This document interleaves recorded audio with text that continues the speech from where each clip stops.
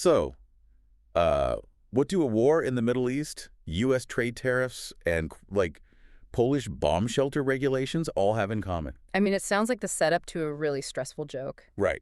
But no, they are actually all forcing one of Europe's major real estate developers to completely abandon commercial office buildings. Yeah, it is a massive shift. Welcome to today's deep dive. We are looking at a May 2026 East Value Research Update on Warimpex AG. And our mission today is really to unpack how these global conflicts are just totally rewriting the map for local real estate. And Warimpex is sort of the perfect case study for this. Exactly. I like to think of their old strategy like a massive cargo ship.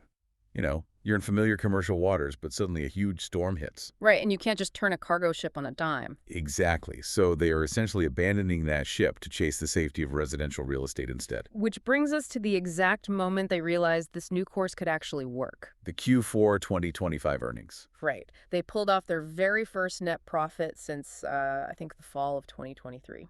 Yeah, Q3 2023.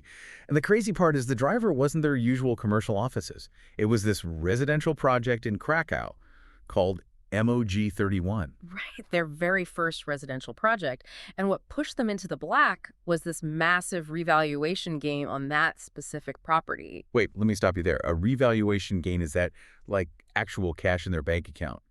Or is it just paper profit because some appraiser said, the land is worth more now? Well, it is mostly paper profit to start. It reflects the increased market value.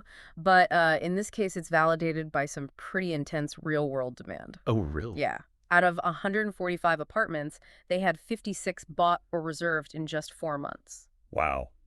That is a huge absorption rate. But, I mean, is this just beginner's luck in the residential space? Are they actually running away from commercial real estate? Oh, they are running. Management is explicitly freezing new office projects. Just totally freezing them. Yeah. The market environment has just become way too toxic. I mean, besides high building costs, they are getting hit by these really stringent new regulations.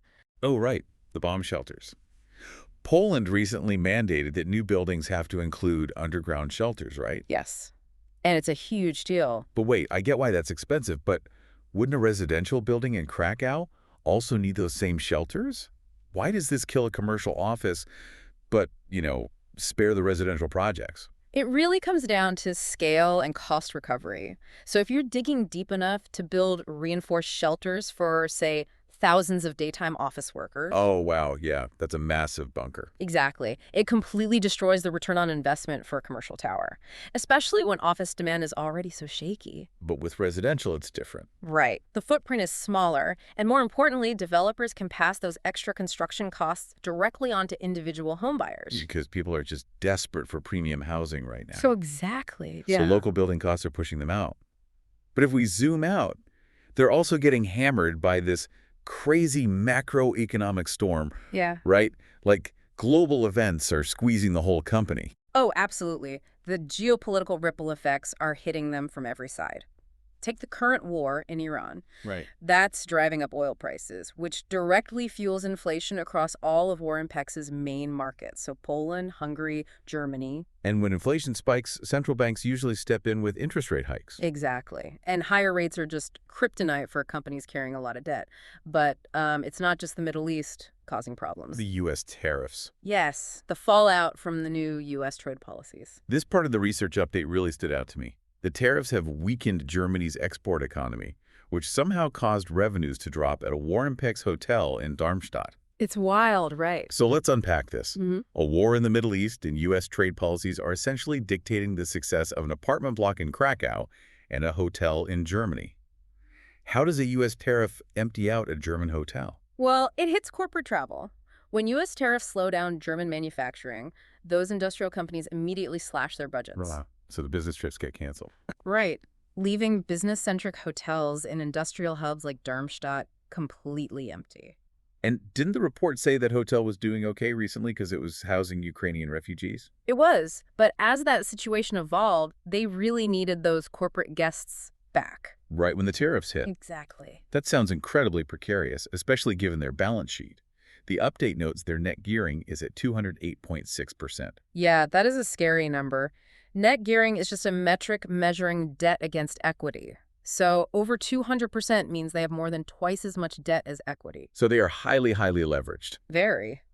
which means as central banks hike rates to fight that oil inflation we talked about, the cost to carry all that debt just skyrockets. The interest payments alone could wipe them out. Precisely, especially if their commercial spaces are struggling to find tenants, and that heavy debt load is exactly why they have to find a safer, faster way to generate cash.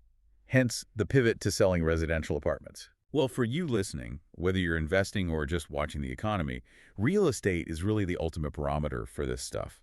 It shows how global geopolitical ripples eventually hit your local neighborhood. Yeah, it's a very tangible way to see abstract global events play out in, concrete and steel. Definitely. Yeah. But there is a darker side to this pivot that I want to leave you with. The research notes that these premium apartments in Krakow aren't just being bought by local families. No, they're being snapped up by wealthy individuals. Right. They are using them as an inflation hedge against these exact global crises.